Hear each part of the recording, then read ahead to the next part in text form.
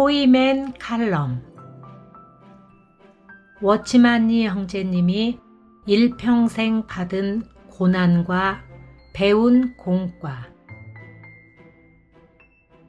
지난번에 이어서 두 번째로 니 형제님이 일평생 받은 고난과 배운 공과에 대해서 함께 누리고자 합니다. 이 내용은 위트니 시리의 책 정상적인 교회 생활의 회복에서 발췌한 것입니다. 공과. 1935년 즈음에 내가 항주로 가서 며칠간의 집회를 인도하는 약간의 사역이 있었습니다. 돌아온 후 니 형제님은 갑자기 나에게 왜 항주에 가야 했는가라고 물었습니다. 나는 그가 이런 질문하는 것에 대해 깜짝 놀랐습니다. 나는 이렇게 말했습니다. 항주에 저의 도움이 필요한 형제들이 있다고 느껴서 특별히 그들을 돕기 위해 갔던 것입니다. 여러분은 그가 뭐라고 말했는지 아십니까? 그의 말은 매우 솔직했습니다. 자네의 이런 방법은 정치인의 방법이라네. 나는 뭐라고요? 무슨 뜻인지 모르겠으니 좀 분명히 말씀해 주십시오라고 말했습니다. 나는 정말 이해가 가지 않았습니다. 난 내가 주님의 작은 종으로서 그곳에 주님을 섬기러 갔는데 왜 그가 나더러 정치를 한다고 말하는지 납득이 가지 않았습니다. 그는 자네가 어떤 목적을 가지고 갔던 것이기 때문이네 라고 말했습니다. 나는 저희 목적은 나쁜 것이 아니고 다만 그들을 돕기 위해 갔던 것입니다 라고 말했습니다. 그러자 그는 바로 그것이 정치라네 라고 말했습니다. 내가 니 형제님 그럼 저는 주님을 섬길 길이 없게 됩니다 라고 말하자 그는 나의 이해를 돕기 위해 이렇게 말했습니다.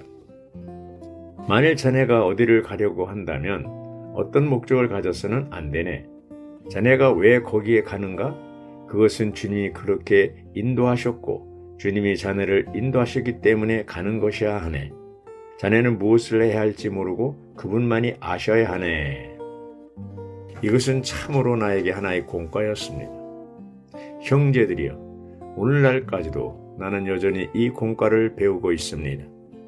주님을 섬기는 모든 행동에서 아무런 목적과 의도가 없기란 정말 쉽지 않습니다. 당신은 주님을 위한 모든 행동에서 아무런 의도가 없다고 말할 수 있겠습니까? 네 형제님이 배운 것에 따르면 악한 것이든 선한 것이든 당신에게 어떤 의도가 있다면 당신은 정치를 하고 있는 것입니다. 그것은 배우기 어려운 공과였습니다. 그러나 이것은 나의 동기가 어디에 있고 나의 동기가 무엇인가를 묻도록 내게 도움을 주었습니다. 이런 공과는 내게서 온 것이 아니라 네 형제님에게서 배운 것입니다. 나는 다만 따랐을 뿐입니다. 그는 먼저 배운 공과를 다시 내게 전해 주었습니다. 여러분이 알듯이 그의 수하에서 가르침을 받는 것은 교리만을 배우는 것이 아닙니다. 그는 항상 우리에게 이렇게 말했습니다. 교리를 붙잡지 말고 공과를 배워야 한다. 사람들에게 교리와 교훈을 줄 때 당신의 교리에는 반드시 실제가 있어야 한다. 당신은 사람들에게 교리와 가르침만 줄 것이 아니라 참된 것들을 주어야 한다. 이 참된 것들은 오직 당신의 체험으로부터 얻을 수 있다. 이렇게 말할 수 있는 것은 그가 대가를 지불하여 공과를 배웠다는 것을 알 수 있습니다. 유언비어를 퍼뜨림. 공격 외에 기독교는 또한 자주 유언비어를 퍼뜨려서 그에게 악한 이름을 주었습니다. 그들은 할 수 있는 대로 그의 명예를 손상시켜 적잖은 고통을 당하게 했습니다. 하나의 예를 들겠습니다. 처음 상해에 갔을 때 나는 그와 같은 시간을 보냈는데 그는 나에게 1930년경에 화스은 교사의 동역자였던 미스 그로비스가 그를 찾아왔다는 이야기를 했습니다.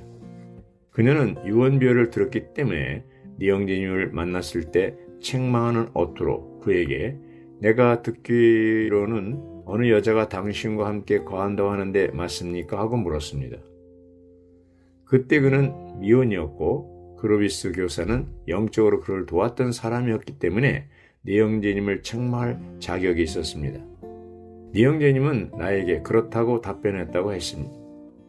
그가 그렇다고 답변한 것을 기억하십시오.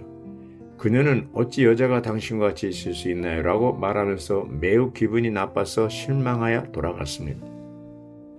그러나 네 형제님은 나에게 그때 자기 몸이 안 좋았고 또 자기를 돌볼 사람이 없었기 때문에 어머님이 멀리서 오셔서 그와 함께 거하며 그를 돌보았다고 했습니다.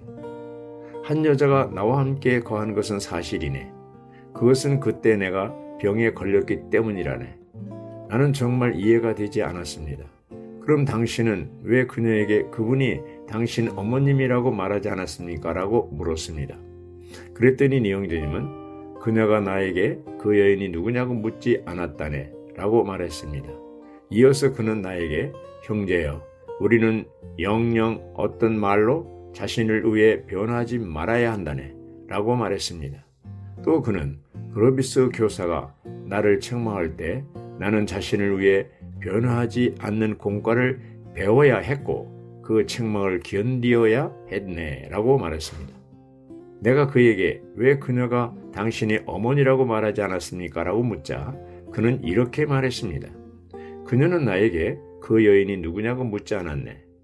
만일 그녀가 나에게 물었다면 답변했을 것이지만 그녀가 묻지 않았기 때문에 나는 말할 필요가 없었네. 만일 내가 그녀에게 말한다면 이것은 내가 자신을 위해 변호하는 것이네.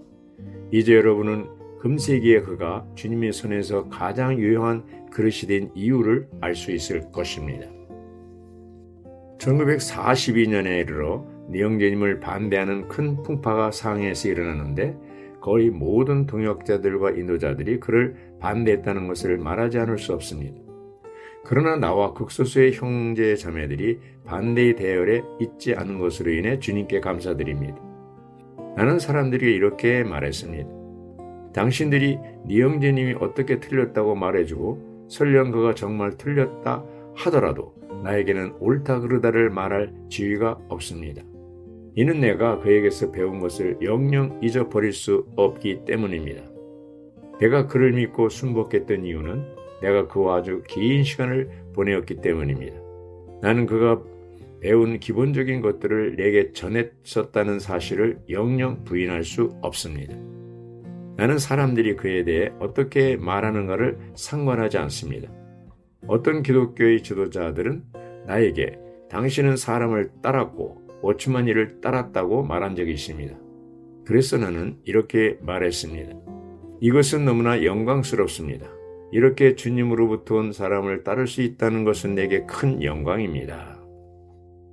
기독교로부터 온 유언비어가 많았지만 주님께서 온 변호도 있었습니다. 한 가지 예만 들겠습니다. 1938년, 39년에 그가 영국에 있었을 때 어느 날 오스틴 스팍스의 인도로 영국에서 열린 캐스윅 총회에 참석하게 되었습니다. 여러분이 알듯이 그 모임은 놀라운 모임입니다. 그때 캐스윅 총회의 의장은 중국 내지회의 이사장이었습니다.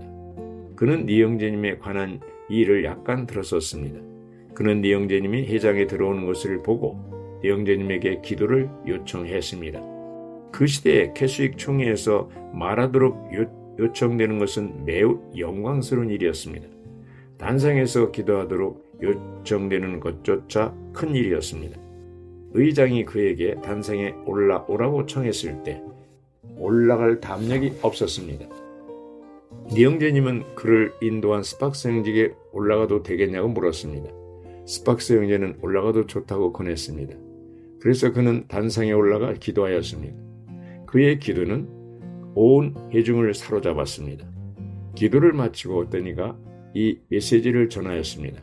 그러나 메시지를 마치고 났을 때 그 메시지의 내용에 대해서는 말하는 사람이 없고 모두가 네 형제님이 기도에 대해서 말했습니다.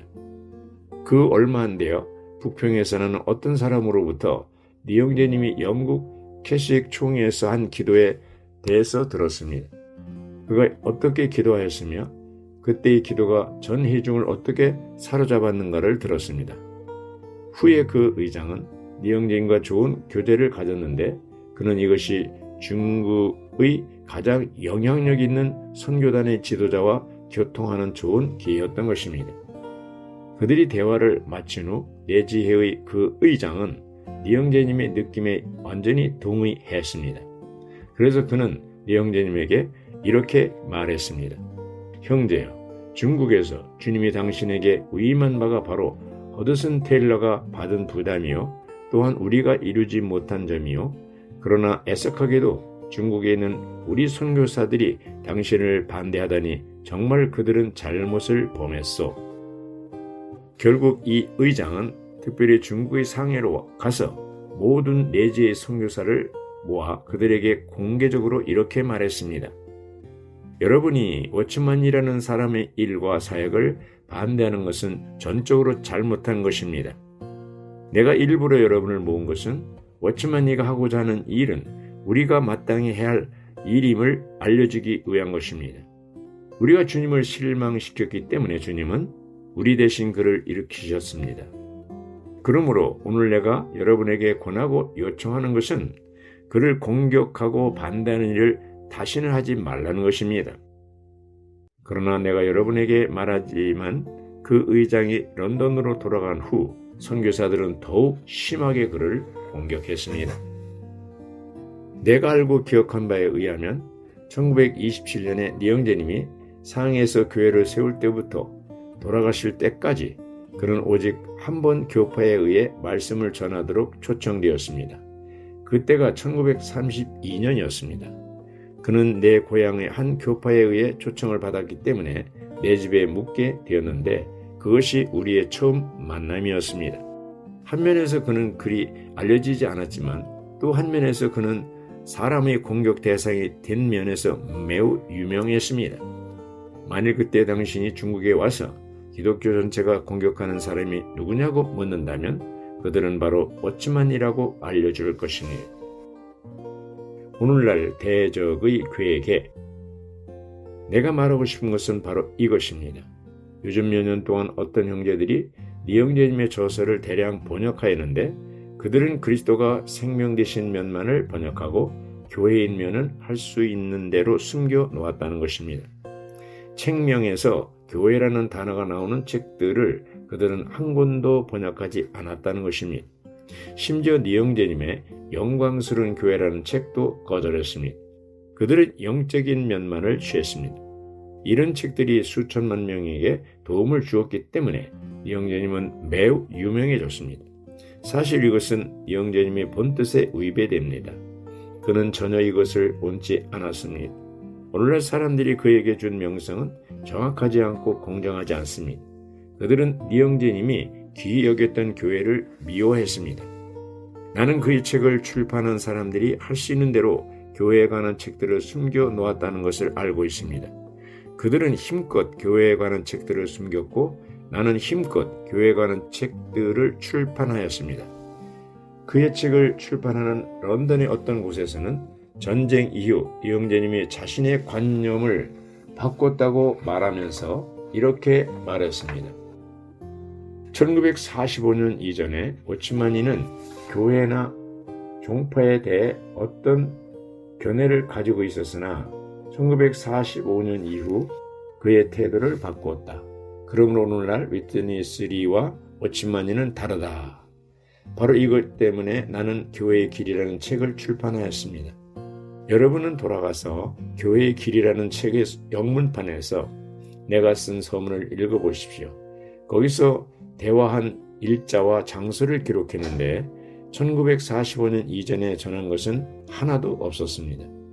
제일 먼저 전한 메시지는 1948년에 전한 것이고 마지막 메시지는 1951년에 전한 것입니다. 나는 사람들에게 니영재님이 한 번도 생각을 바꾼 적이 없다는 것을 지적했습니다. 전쟁 후에 나는 적어도 2년 반의 기간 동안 그와 함께 사역했습니다. 그는 심중에 일제의 부담을 내게 말한 적이 있었습니다. 그는 여기서 우리는 단지 그리스도만을 위해 있는 것이 아니라 그리스도와 함께 그의 몸된 교회를 위해 있다고 말한 적이 있습니다. 그가 마음을 열고 저녁 6시부터 밤늦게까지 교통했던 적이 몇 번이나 있었습니다. 1947년부터 48년까지 2년 동안에 이런 일이 자주 있었습니다. 매번 니영재님과 내가 만났고 때로는 왕포진 자매가 같이 하였습니다. 나는 니영재님의 마음이 어디에 있었는지를 알 수 있습니다. 오늘날 많은 그리스도인들 중에 소위 영적이라고 하는 무리들은 니영재님이 그리스도가 생명이심에 대해 말한 모든 메시지는 귀히 여기나 할 수 있는 한 교회에 관해 말한 것들은 감추어 놓았습니다. 내가 조금 더 말하겠습니다. 나는 자주 사람들에게 오늘날 니영재님을 칭찬하는 사람들이 많으나 만일 니영재님이 미국에 있었다면 그를 사랑하고 칭찬하는 사람들이 그를 핍박하는 사람들이 되었을 것이라고 말했었습니다. 이것은 마치 주님이 바리새인들에게 하신 말씀과 같습니다. 화 있을진저 너희는 선지자들의 무덤을 쌓는도다. 저희를 죽인 자도 너희 조상들이로다. 누가복음 11장 47절. 주님의 이 말씀은 무슨 뜻입니까? 만일 오늘 선지자들이 여기 있다면 그들은 그 선지자들도 죽일 것이라는 뜻입니다. 니영재님이 감옥 밖에 있었을 때 그는 여전히 사람의 공격하에 있었습니다. 오늘 그의 명성이 전보다 좋아진 것은 그가 감옥에 있었기 때문입니다. 그의 명성이 좋아진 것은 영적인 면에서의 그의 서적들이 출판되었기 때문입니다. 니영재님은 단지 그리스도를 위한 것만이 아니었습니다. 그의 이상은 또한 교회를 위한 것이었습니다. 그리스도가 생명 되신 것은 교회를 위한 것입니다. 지금 내가 여러분에게 이런 말을 하는 것은 대적의 간교함을 알려주기 위해서입니다. 대적은 뛰어난 괴계로서 영적인 면으로 실행적인 면을 가리워버렸습니다. 즉 그리스도를 강조함으로 교회를 배척한 것입니다. 아멘.